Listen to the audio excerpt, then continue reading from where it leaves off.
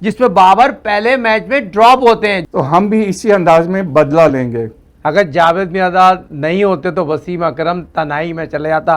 कप्तानी नहीं करना चाहते, कोच को शट ऑफ कॉल दे दी है। तो मोहम्मद बाबर आजम को बनाया गया है। हो सकता है बाबर टेस्ट के साथ साथ 2020 के भी कप्तान हो। तो उसको मौका दिए बगैर कंप्यूटर किस तरह निकाल सकते? क्या बाबर ने कोई फर्स्ट क्लास मैच खेला आपको याद है? खुदा के बाद से रेड बॉल पे बनाया है। कुछ प्लेयर्स जो थे वो अपनी पसंद के आए हैं। कुल्ला कुल्ला कत्ल किया। बाद जगह पे प्लेयर जानबूझ के आउट हो गए। जो मेरे अपने जराए बताते हैं कांटों की कुर्सी है, इतनी आसान नहीं है कप्तानी करना।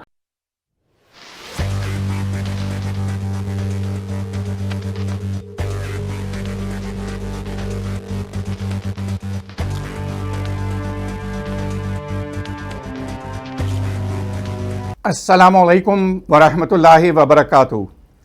आपकी खिदमत में हाजिर हैं क्रिकेट विकेट के साथ। ये प्रोग्राम आपकी खिदमत में इंटरनेशनल आर्ट सोसाइटी की जानिब से पेश किया जाता है। उम्मीद है आप हमारे तमाम चैनल्स को सब्सक्राइब कर रहे होंगे, उनको लाइक कर रहे होंगे, अपने कमेंट्स दे रहे होंगे और अपने अहबाब के साथ शेयर कर रहे होंगे। क्रिकेट विकेट में हम आपकी खिदमत में माजी, हाल, मुस्तकबिल क्रिकेट के बारे में पेश करते हैं और फिर बियॉन्ड द बाउंड्री भी जाते हैं, क्रिकेट की बाउंड्री से बाहर, और ये देखते हैं कि क्रिकेट के बाहर जो इंतज़ामिया फ़ैसले कर रही है क्रिकेट के बारे में, ना सिर्फ पाकिस्तान में बल्कि दीगर और ममालिक में भी, और क्रिकेट से हट के दीगर स्पोर्ट्स में क्या कुछ हो रहा है उसके बारे में भी कभी कभी हम कुछ जायज़ा पेश करते हैं। आज यकीनन आपने कुछ ही अर्सा पहले हमारी टीम ऐलान होते हुए सुनी। ये टीम अगले 5 टेस्ट मैचेस खेलेगी और उसके लिए कप्तान भी अनाउंस हुआ।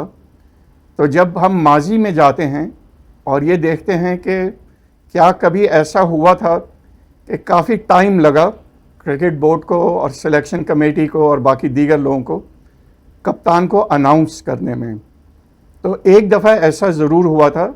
इतनी ज़्यादा देर तो नहीं लगी थी जितनी इस दफ़ा हुई, लेकिन थोड़ी सी देर ज़रूर लगी थी। और वो हुआ जब 1984 और 85 में न्यूजीलैंड की टीम पाकिस्तान में 3 टेस्ट मैच खेलने आई और दीगर वनडे मैचेस भी थे। तो उस सीरीज़ में एक खिलाड़ी पहले 3 रोज़ा मैच में खेले जिन्होंने उस 3 रोज़ा मैच में 9 खिलाड़ी आउट कर दिए और एक इनिंग में उन्होंने बल्कि 10 खिलाड़ी आउट किए थे। एक इनिंग में 7, दूसरी इनिंग में 3। उनका नाम था वसीम अकरम और उनके कप्तान थे उस वक्त उस 3 रोज़ा मैच में जावेद मियांदाद। उस सीरीज़ में न्यूजीलैंड के कप्तान जेरेमी कोनी पाकिस्तानी अंपायर से काफ़ी उलझ जाते थे और हमारे पाकिस्तानी अंपायर्स के फ़ैसलों से नाखुश थे। तो जब सीरीज़ ख़त्म हुई तो उन्होंने एक चैलेंज किया कि जिस अंदाज में पाकिस्तानी अंपायर्स ने पाकिस्तान के जीतने में मदद की है, उसी अंदाज में जब न्यूजीलैंड आएगी पाकिस्तान टीम चंद ही माह बाद पाकिस्तान न्यूजीलैंड गई थी, तो हम भी इसी अंदाज में बदला लेंगे। तो काफ़ी गुस्से में गए थे वो, और यही वो सीरीज़ थी जिसके बाद फिर पाकिस्तान ने ये फ़ैसला किया था कि आइंदा चल के हम लोग न्यूट्रल अंपायर्स की तरफ जाना चाहिए। तो जब पाकिस्तान अगली सीरीज़ के लिए जाने वाली थी, तो जब पाकिस्तान में सीरीज़ हुई थी तो ज़हीर अब्बास कप्तान थे, लेकिन जिस गुस्से में जेरेमी कोनी ने वो चैलेंज किया तो ज़हीर भाई ने फ़ैसला किया कि वो कप्तानी नहीं करना चाहते। तो दूसरा चॉइस यकीनन जावेद मियांदाद का था। जावेद मियांदाद जो थे वो बज़िद थे इस बात पे कि अगर न्यूजीलैंड वसीम अकरम नहीं जाएंगे तो वो भी कप्तान नहीं बनेंगे, जबकि सिलेक्शन कमेटी ये कह रही थी कि जो आखिरी वनडे मैच हुआ था उसी सीरीज़ का, उसमें वसीम अकरम ने आखिरी ओवर में 20 रन दिए थे और उनका ये ख्याल था कि वसीम अकरम इंटरनेशनल क्रिकेट के लिए उस वक्त तैयार नहीं है, कुछ अरसा मज़ीद देना चाहिए उन्हें। लेकिन जावेद भाई के नज़दीक वही उनका मेन वेपन थे और जावेद भाई के इस इंसिस्ट करने पर चंद हफ्ते लग गए कि कप्तान को अनाउंस किया जाए। फिर इवेंचुअली जावेद भाई की बात मानी गई और वसीम अकरम को टीम में शामिल किया गया। और जावेद भाई का यही था कि मैं आम खिलाड़ी के तौर पे तो चला जाऊंगा, लेकिन कप्तान बन के उसी सूरत में जाऊंगा अगर आप वसीम अकरम मुझे देंगे। तो उस वक्त काफ़ी टाइम लगा था और आज भी हमने देखा कि ये काफ़ी अरसे के बाद फैसला हुआ, 2 माह गुजर चुके थे और कप्तान का नाम अनाउंस नहीं हो रहा था। तो आए अपने मेन एनालिस्ट, ये तो मेरी एक कहानी थी, अपने मेन एनालिस्ट साजिद भाई की तरफ जाते हैं और उनसे माजी के बारे में भी पूछते हैं कि जावेद भाई ने इतना बड़ा स्टैंड लिया था, और फिर जो अभी सिलेक्शन हुई है और कप्तान बना है उस पर फिर आएंगे। अस्सलाम वालेकुम इलियास भाई और तमाम नाज़रीन को अस्सलाम वालेकुम। एक हमेशा की तरह खूबसूरत सा इंट्रो इलियास चौधरी साहब ने दिया, और ये इंट्रो में तमाम वो बातें छुपी हुई हैं, लोग सुनना चाहते हैं, देखना चाहते हैं।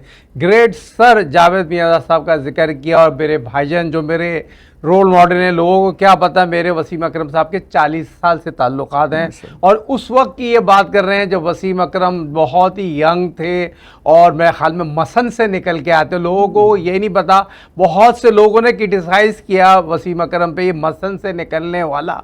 फिर मॉडल टाउन में गया, मॉडल टाउन में जाने के बाद तो बहुत बड़े क्रिकेटर बने, मगर इलियास चौधरी भाई ने बहुत प्यारी बात थी, ग्रेट जावेद मियाँदाद थे।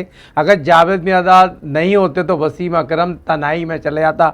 अब वो सिलेक्शन कमेटी का भी मैं जिक्र करते चलूँ, मरहूम वसीम एहसन साहब, जावर सईद साहब और शफकत राना साहब वो सिलेक्शन कमेटी में थे, और ये जावेद भाई का जिक्र किया, और जावेद भाई को न्यूजीलैंड लेके गए, और जब न्यूजीलैंड लेके गए, वो न्यूजीलैंड जाने के बाद जो जावेद मियाँदाद ने उनको खिलाया, और सांप की तरह इन और आउट वसीम अकरम बॉलिंग करते थे। और जब मैन ऑफ द मैच हुए, तो जब मैन ऑफ द मैच हुए, जैसे कि आज लोग सुनना चाहते हैं, उस वक्त वसीम भाई जो हमारे भाईजान, हम भाईजान इसलिए कहते हैं, उनको इंग्लिश नहीं आती थी, तो कासिम उमर उनके साथ जो पाकिस्तान के टेस्ट ओपनर थे, तो एज ए ट्वीट उनके साथ गए, वो इंग्लिश में सुनते थे और जावेद वसीम अकरम को बताते थे उर्दू में, और जवाब देते तो कासिम उमर इंग्लिश में उनको बताते थे। तो आज वसीम अकरम भाई जो हैं, मेरे उनके 40 साल हैं, चौधरी अकरम साहब इस दुनिया में नहीं रहे, उनकी बड़ी सर्विस थी, वसीम अकरम को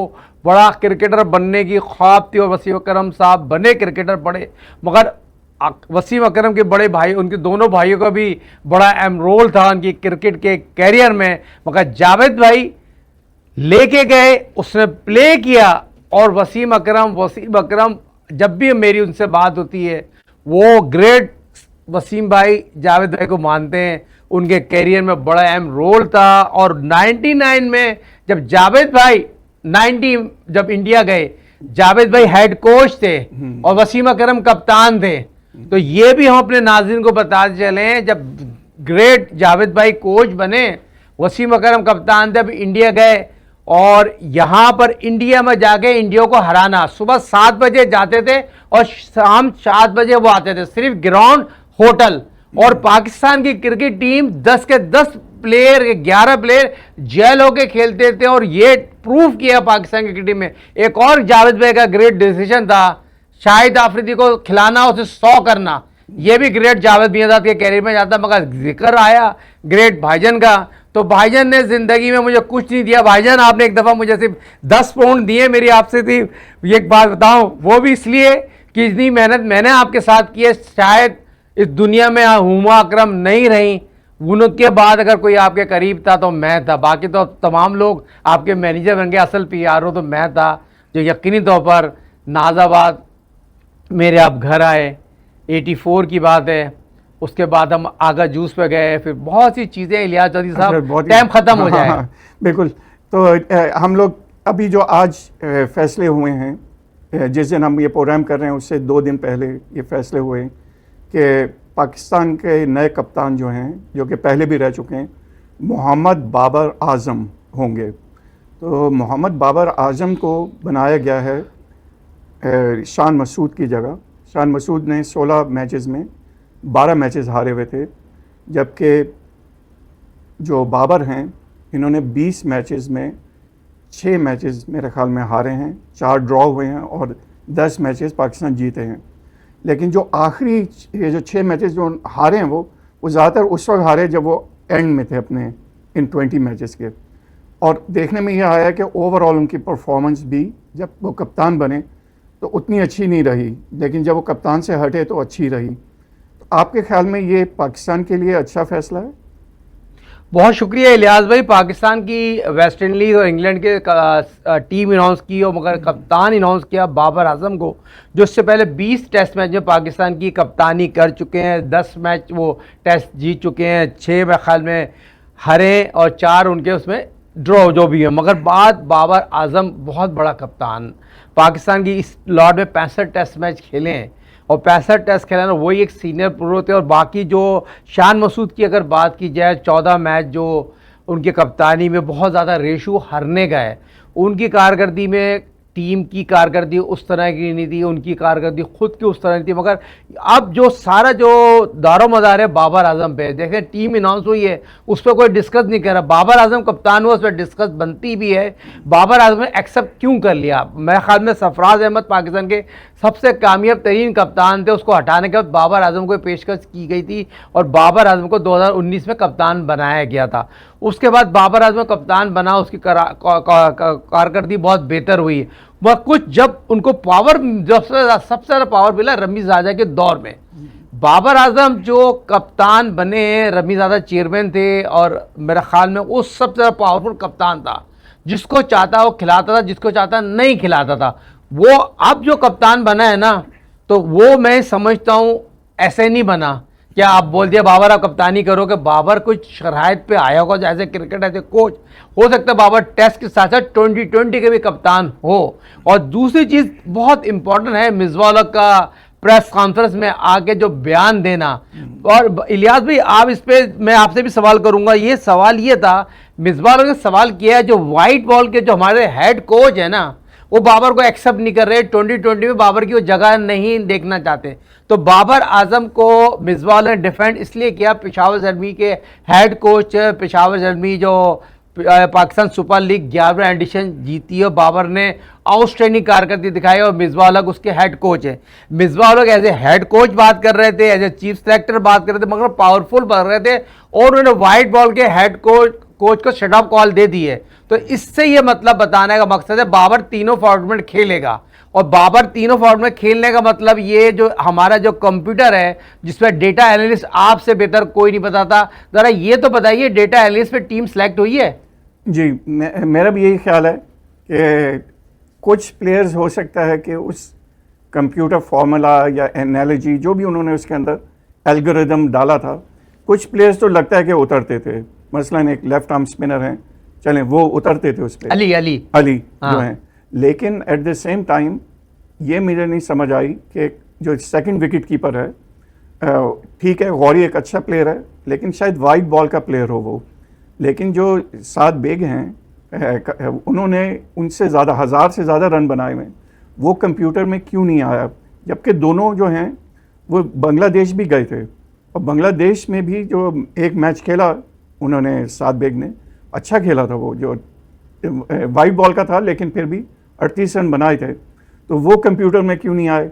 अहमद बट कंप्यूटर में क्या पहले आ रहे थे? और अब जब उन्होंने ज़्यादा कंप्यूटराइज किया 85%, तो जिस खिलाड़ी को आपने मौका ही नहीं दिया, तो उसको मौका दिए बगैर कंप्यूटर किस तरह निकाल सकता है, जबकि पहले आपने लिया हुआ था। तो लग ये रहा था कुछ प्लेयर हो सकता है कंप्यूटर पे उतार लिए हों ताकि उसको जवाब देने में आसानी हो, लेकिन कुछ प्लेयर्स जो थे वो अपनी पसंद के आए हैं मेरे ख्याल में। इलियास ने बहुत इंपॉर्टेंट सवाल किया। देखिए आपने बट का सवाल किया, बट जो पाकिस्तान की फर्स्ट क्लास, वर्ल्ड की जितनी भी फर्स्ट क्लास क्रिकेट हुई उसमें रिकॉर्ड बनाया था उन्होंने, और अली ने उन्होंने मिलके एक ऐसी टीम को हराया जो पाकिस्तान की बहुत बड़ी टीम, जैसे मिसबाह उसके हेड कोच अजहर अली उसमें मौजूद थे, मगर बट शान बैटिंग भी कर रहे थे, शान को भी आउटस्टैंडिंग आउट किया, मगर उसकी वजह से अली को आपने शामिल कर लिया। मगर बहुत प्यारा सवाल किया, साद बेग पाकिस्तान का सबसे यंगेस्ट विकेट कीपर है, पाकिस्तान की हिस्ट्री की तारीख की बता रहा हूं, यंगेस्ट विकेट कीपर है, बैट्समैन है, उसने रिकॉर्ड बनाया रेड बॉल में, व्हाइट बॉल में नहीं बनाया है, खुदा के बाद से रेड बॉल पे बनाया। तो उसको डिजर्व करता था, जो कंप्यूटर जो 85 डिग्री जो डेटा आता है उसको सिलेक्ट कर सकते थे, उसको टीम में ला सकते थे रेड बॉल में। बहुत बड़ा मेरिट का कुल्ला कत्ल किया। दूसरा इलियास भाई, साजिद खान के कंप्यूटर पे आया है, अगर कंप्यूटर पे आया तो 200 रन उसने दिए हैं, जो बांग्लादेश में वो किस तरह उसने कारकर्दगी दिखाई है, वो कंप्यूटर की वजह से साजिद खान की भी टीम में सिलेक्ट हो गया। मगर ये टीम, ये 4 opener 4 fast bowler, 2 wicket keeper और मैं समझता हूं 2 स्पिनर। तो आप अभी भी एक फास्ट बॉलर शॉर्ट है, क्योंकि आप यकीनी तौर पर वेस्ट इंडीज तो चले जाएंगे, मगर Shahinshah Afridi as a cricket as a coach England के टूर पे जाते हुए मुझे नजर आ रहे हैं। और दूसरा, इलियास भाई आपने वाइस कप्तान अनाउंस नहीं किया है और बांग्लादेश आप पहुंचते हैं तो घुटने की इंजरी इतनी जल्दी हिलअप नहीं होती, जिसमें बाबर पहले मैच में ड्रॉप होते हैं, जो मेरे अपने जराए बताते हैं। क्या कोई ऐसी वजह थी जिसमें बाबर नहीं खेला? दूसरे टेस्ट मैच में वो खेलते हैं, आउटस्टैंडिंग कारकर्दगी दिखाते हैं। तो सवाल ये पैदा होता है, आपने टीम सेलेक्ट कर दी, टीम पे बात नहीं हो रही, बाबर की कप्तानी भी डिस्कस हो रहा है पूरे 3-4 दिन से, और ये ट्रक की बत्ती के पीछे लगा दिया गया है। जी, तो साजिद भाई ने बहुत ही दिलचस्प पॉइंट्स सामने लेके आए हैं और इन्हीं पॉइंट्स के ऊपर हम इंशाल्लाह अभी थोड़ी देर बाद एक छोटी सी ब्रेक के बाद आपकी खिदमत में हाजिर होंगे और इन्हीं पॉइंट्स को आगे लेके चलेंगे। एक छोटी सी break. Welcome back cricket wicket. इसमें हम आपकी खिदमत में माजी हाल मुस्तकबिल क्रिकेट के बारे में और बियॉन्ड द बाउंड्री जाके क्रिकेट के इंतज़ामिया और दीगर स्पोर्ट्स के बारे में गुफ्तगू करते हैं। आज का मौजू तो सिर्फ कप्तानी और टीम सिलेक्शन के इर्द गिर्द घूम रहा है और बात ये हो रही है कि ये कप्तान को अगर ऐलान ही करना था तो 2 महीने पहले क्यों नहीं किया गया और 2 महीने क्यों लगे? क्या इस 2 महीने के दरमियान बहुत ज़्यादा गुफ्तगू हो रही थी या सिर्फ लोगों को किसी और जानिब उनकी तवज्जो करना चाहते थे और दीगर फैसले करना चाहते थे? तो क्या कहेंगे आप साजिद भाई इसके बारे में कि उन्होंने कॉन्ट्रैक्ट्स अनाउंस करने थे और दीगर चीज़ें करनी थी, तो मेरे ख्याल में कप्तान को शायद इस वजह से नहीं उन्होंने अनाउंस किया या कोई और भी वजूहत हैं? बहुत वजूहत हैं। आपकी फिटनेस नहीं है, खिलाड़ियों की फिटनेस कैंप 40 लड़कों का फिटनेस कैंप लगाया आपने, हमने बात की, आपने कामरान गुलाब को लेके आया, कामरान गुलाब जा रहे थे, 2 लड़के अनफिट हो गए। एक तो साहब के मेन विकेट कीपर बैट्समैन थे मोहम्मद रिजवान, फिर सऊद शकील जो इस टूर पे नहीं है वो अनफिट हो गए। बहुत से खिलाड़ियों ने इस फिटनेस कैंप था बहुत ज़्यादा उसको तरजीह दी गई थी। पहली दफ़ा ऐसा हुआ है जो बाबर ने कल मेरे ख्याल में किसी एक साबिक क्रिकेटर के साथ बात करते हुए कहा, इस कैंप से हमने बहुत कुछ सीखा है, बहुत कुछ सीखा है कि इससे पहले नहीं सीखा था। 65 टेस्ट मैच खेले, इससे पहले भी कैंप लगते थे और सेंटर कॉन्ट्रैक्ट जो दी गए हैं ABCD 4 कैटेगरी के सेंटर कॉन्ट्रैक्ट दी गए, मगर बहुत ज़्यादा माशाल्लाह पैसे बढ़ाए हैं और अच्छी खुशाइन बात है, पैसे बढ़ाना है, सेंटर कॉन्ट्रैक्ट देना और PCB के राइट है और प्लेयर को भी बहुत ही चीज़ों पे काम। मगर अब ये चीज़ जो आज बात की जा रही है, बाबर आजम को कप्तान बना दिया, वाइस कप्तान आपने अनाउंस किया, सऊद शकील जो अनफिट हो गए, मेरे ख्याल में वो इंग्लैंड वाले टूर तक फिट हो जाएंगे। दूसरा, शाहिनशाह अफरीदी का जिक्र किया।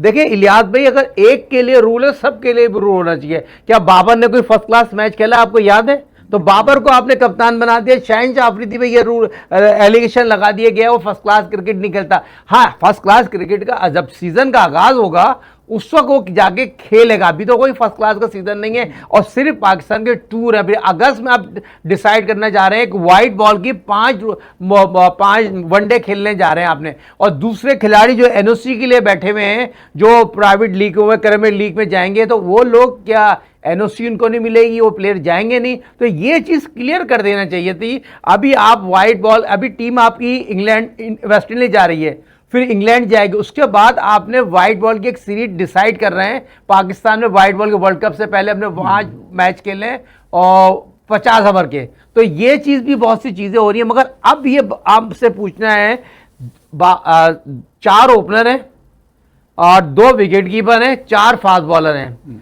आप मुझे बताइए, 2 आउटस्टैंडिंग, जो मोहम्मद अली की बात की जाए, अब्बास की बात की जाए, आमिर की बात की जाए, खुर्रम की बात की जाए, ये आपकी बॉलिंग है।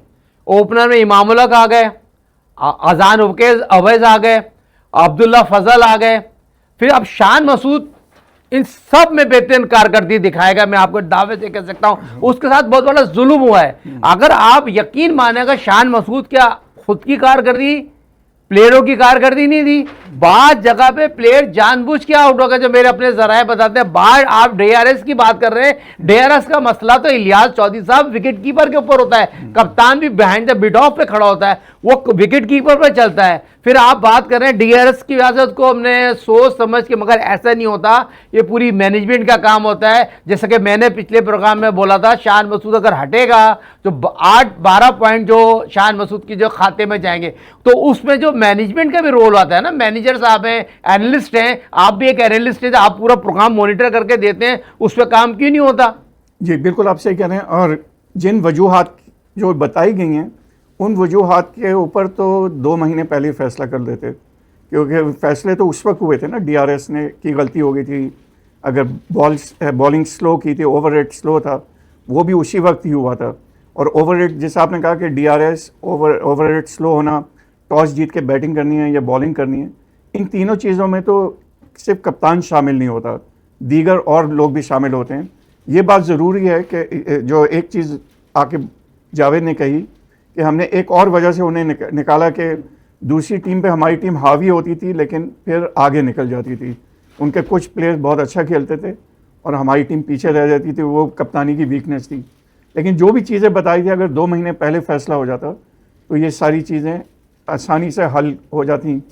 कप्तान जो है उसको 2 महीने मिल जाते कि अपने प्लेयर्स के साथ मिल बैठ के वो फैसले करता और एक टीम को लेके चलता।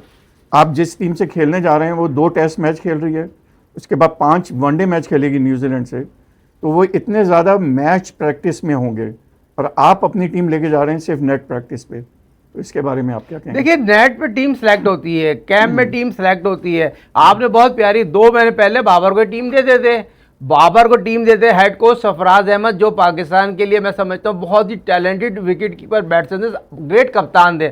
अब उनको हेड कोच बनाया, बड़ी खुशाइन बात है। अगर सरफराज के साथ बाबर कप्तान बन रहा है तो बाबर को सीखने को मिलेगा सरफराज की कप्तानी में। देखें, कोच का बड़ा अहम रोल होता है, किसी भी फॉर्मेट का कोच हो, कोच पूरी टीम प्लान देता है, कोच और कप्तान का एक पेज पे होना बहुत ज़रूरी है। तो ये खुशकिस्मती है बाबर की, अगर सरफराज हेड कोच है तो सरफराज अहमद साहब ने बाबर आजम को बाबर आजम बनाने में सरफराज का बहुत बड़ा रोल है। आज बाबर आजम जितने बड़े भी प्लेयर बन जाए, सरफराज अहमद ने अपनी कप्तानी में बाबर आजम को प्रूव कराया, ग्रेट प्लेयर बनाया। ये मैं इस बात का गवाह हूं, कहने को मजबूर हूं। सरफराज ने अपनी प्रैक्टिस छोड़ के 1-to-1 सरफराज बाबर को प्रैक्टिस कराता था, अपने कमरे में चाय बना के पिला के उसको समझाता था, इस तरह खेलो, इस तरह खेलो। जब बाबर कप्तान बना तो मुझे सरफराज ने बोला, बाबर कह रहा सरफराज भाई इतनी इतनी इतनी इतनी टफ जॉब है। तो उसने कहा भाई कांटों की कुर्सी है, इतनी आसानी नहीं है कप्तानी करना। 35वें कप्तान बने बाबर और तीसरी दफा दोबारा इनको मौका दिया। पाकिस्तान के 35वें कप्तान है और बाबर आजम ये तीसरी दफा इनको मौका मिला है जो पाकिस्तान की टेस्ट मैच में कप्तानी करना। और बाबर आजम ने खुद कहा पाकिस्तान की कप्तानी करना प्राउड की बात है, किसी भी इंसान के लिए पाकिस्तान से खेलना कप्तान की बड़ी। देखिए, कप्तान बनने से बहुत कॉन्फिडेंस आ जाता है। एक तो $1000 आपको अलग मिलते हैं, वो कप्तान की अलग होती है, एंटरटेन होते हैं, मीडिया एंटरटेन होता है, पहले होता था, अब पता ही नहीं होता ही नहीं होता। दूसरी चीज इलियास भाई, कप्तान से कॉन्फिडेंस आता है, अलग ही नजर आ रहा होता है, कप्तान चल रहा होता है। हमने ग्रेट कप्तानों के साथ रहे, great Wasim Akram, Moin Khan, Younis Khan, great Javed Miandad, great little master Hanif Mohammad, great Zaheer Abbas के साथ। मगर जो कप्तान होता है ना, वो अपनी कप्तानी से, अपने गुफ्तगू से अंदाजा लगा लेता है उस प्लेयर में कितनी जान है, प्लेयर में जान नहीं है। तो बात सिंपल सी है, बाबर आजम क्या तो बहुत बड़े कप्तान जाएंगे, लॉन्ग टर्म के लिए कप्तान जाएंगे। तो ये चीज अच्छा है कि सरफराज अहमद से मुझे बहुत उम्मीद है बाबर आजम को वो चीजें बताएंगे जो बाबर आजम को इससे पहले किसी ने भी नहीं बताई होगी। एक आखिरी सवाल आज के प्रोग्राम के लिए, और फिर हम इन्हीं एनालिसिस को अगले प्रोग्राम में भी पेश करेंगे, टीम की और आगे जो मैचेस आने वाले हैं। लेकिन आज के प्रोग्राम का जो आखिरी सवाल, मुझे काफ़ी हैरत हुई और अफसोस भी हुआ कि जब मोहसिन नकवी साहब ने प्रेस कॉन्फ्रेंस की थी, उसमें माइक हैसन को बिठाया गया था, सरफराज अहमद को नहीं बिठाया गया था। अब जब प्रेस कॉन्फ्रेंस हुई टीम को अनाउंस करने में, तो दोबारा सरफराज अहमद नज़र नहीं आए। क्या ये वजह थी कि वो कहीं बीमार थे या कहीं और गए हुए थे, या कोई और वजह भी हो सकती है उनके ना होने की? दूसरी, जो असद वहाँ पे बैठे हुए थे, असद शफीक, उन्होंने एक जुमला भी नहीं बोला मेरे ख्याल में, जहाँ तक मैंने जो प्रेस कॉन्फ्रेंस देखी, तो वो उनको बहुत सारी पोजीशंस दी गई हैं, लेकिन लगता है कि अनफॉर्चुनेटली बहुत अच्छे आदमी हैं, बहुत क्वालिफाइड आदमी हैं, लेकिन शायद वो हो सकता है रबर स्टैंप जिसको कहते हैं ना, कि बस स्टैंप लगाया, कोई भी फैसला कर ले, मैं स्टैंप लगा दूंगा, साइन कर दूंगा। तो ये महसूस हुआ, जिस पे अफसोस हुआ कि उनकी कोई से है इस पूरी चीज़ में या नहीं है। देखिए लियाज भाई, बहुत इंपॉर्टेंट सवाल किए हैं आपने। असद शफीक पाकिस्तान के 70 टेस्ट मैच खेले हैं, 12 सेंचुरी की हैं, 5000 रन उन्होंने बनाए। खूबसूरत प्लेयर, नहायत ही उम्दा। 2011 वर्ल्ड कप में शाहिद आफरीदी ने उसको कॉन्फिडेंस दिया। और एक दफ़ा और आपने नाज़िम बताया, शाहिद आफरीदी को भी 2 दिन पहले कप्तान बनाया था इजाज भट्ट ने, आपको याद होगा। वर्ल्ड कप में टीम जा रही है इंडिया, इंडिया टीम जा रही है, टीम अनाउंस नहीं हो रही, और टीम अनाउंस हो गई, कप्तान अनाउंस ही नहीं किया। और शाहिद आफरीदी को कप्तान बनाए ना बनाए, 2011 वर्ल्ड कप का कप्तान एक दिन पहले बनाया। और शाहिद आफरीदी ने उस वक्त जुनैद खान को लेके गया, उसने जुनैद खान को लेके गया। सलीम स्वाले ने मुझे खबर दी, खबर चला दो मेट्रो टीवी पे, हम जुनैद जिया को लेके जा रहे हैं। तो ये चीज भी हुई थी इससे पहले, एकदम मेरे जहन में याद है ना, 2011 वर्ल्ड कप। मगर शाहिद आफरीदी ने असद शफीक को नंबर 3 पे खिलाया वर्ल्ड कप में। पाकिस्तान टीम सेमीफाइनल में गई। असद शफीक पाकिस्तान के रीढ़ की हड्डी के प्लेयर थे, और मिसबा और असद शफीक एक ही कैलिबर के प्लेयर हैं। मगर मिर्जा ने पाकिस्तान की कप्तानी की है, मगर उनकी जो पीआर बहुत ज्यादा है। मगर असल बैटिंग कंसल्टेंट कौन है रेड बॉल का? तो असद शफीक है ना। तो असद शफीक भी नेट पे मुझे करते हुए नजर नहीं आ रहे थे। आपको मैंने कितनी दफा कहा, मिसबा काफी लड़कों के साथ 1-to-1 काम कर रहे हैं और कोचिंग में काम कर रहे हैं, क्या असद शफीक को कोचिंग नहीं आती? तो सवाल ये मेरा आपसे, आप जरा बताइए। जी, हाल ही में उन्होंने कुछ कोर्सेज तो किए हैं, और यकीनन जैसा मैंने कहा कि अगर वो सिलेक्शन कमेटी का हिस्सा हैं तो कम से कम 1 या 2 सवालों के जवाब उनको देने चाहिए थे। क्योंकि कई मौके पे आकिब जावेद जो थे वो कहते थे मिसबा को कि आप इसका जवाब दें। अगर वो चाहते तो असद शफीक से भी कह सकते थे कि इस सवाल का जवाब आप दे दें। तो यकीनन आपकी बात बिल्कुल सही है कि अगर वो बैटिंग कोच हैं रेड बॉल के, और यहाँ पे बैट्समैन पे काफ़ी उम्मीदें हैं कि अगर बैट्समैन ही स्कोर नहीं करेंगे टेस्ट मैच में तो आप कैसे जीतेंगे, जो बांग्लादेश में हुआ हमारे साथ। तो बल्कि बांग्लादेश की बात अगले प्रोग्राम में करेंगे अभी।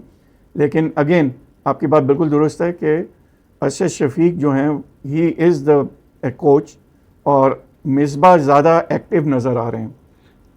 मिसबा बहुत एक्टिव हो गए ना। आप मिसबा देखें, वाइट बॉल में भी मिसबा एक्टिव हैं, रेड बॉल में भी मिसबा एक्टिव हैं, फिर नेशनल क्रिकेट एकेडमी में सब कुछ वही है, आकिब जावेद और मिसबा दोनों हैं। ये टीम फ्लैक्टर ने बनाई है, डंके की चोट पे सेलेक्टर ने बनाई है। मगर जो लोग ये कह रहे हैं डेटा बैटिस पे बनाए गए 85%, मैं इसको मानने को तैयार नहीं हूं। मगर असद शफीक जो बैटिंग कंसल्टेंट हैं उनको बताना चाहिए, उनसे सवाल करने चाहिए। हमारा काम है जर्नलिस्ट, जैसे आप जो जर्नलिस्ट बैठे होते हैं उनका काम है भाई, असद शफीक साहब आप बैटिंग कंसल्टेंट हैं, आप हमें बताइए। अजान अवैस जो है माशाल्लाह उसने डेब्यू में 100 किए और आपको क्रेडिट जाता है, आप वहां पर बैटिंग कंसल्टेंट थे। अब्दुल्ला फजल बहुत अच्छा आया, और यंगस्टर एक बड़ा अच्छा मिडिल ऑर्डर इन्होंने सेलेक्ट किया है। अभी आप बाद में उसका नाम बताऊंगा आपको। तो प्लेयर तो यंगस्टर अच्छे आए, मगर असद शफीक से भी तो कुछ चीज लोग सुनना चाह रहे हैं ना। जैसे आपने सवाल किया तो और जर्नलिस्ट जैसे वहां बैठे थे वो सवाल उनसे क्यों नहीं कर रहे थे? जी जी, तो यकीनन ऐसे मौके पे यही होता है कि फीड किया जाता है जो क्रिकेट बोर्ड है उसकी तरफ से भी जर्नलिस्ट को। कुछ जर्नलिस्ट घबरा भी रहे होते हैं सवाल करते हुए, और कुछ लोगों को बताया जाता है कि आपने यही सवाल करना है। लेकिन इन चीज़ों के बारे में हम इंशाल्लाह अगले प्रोग्राम में आपकी खिदमत में ज़रूर एक तज्ज़िया पेश करेंगे। आज के प्रोग्राम के लिए हमें इजाज़त दीजिए। अस्सलाम वालेकुम व रहमतुल्लाहि व बरकातुहू।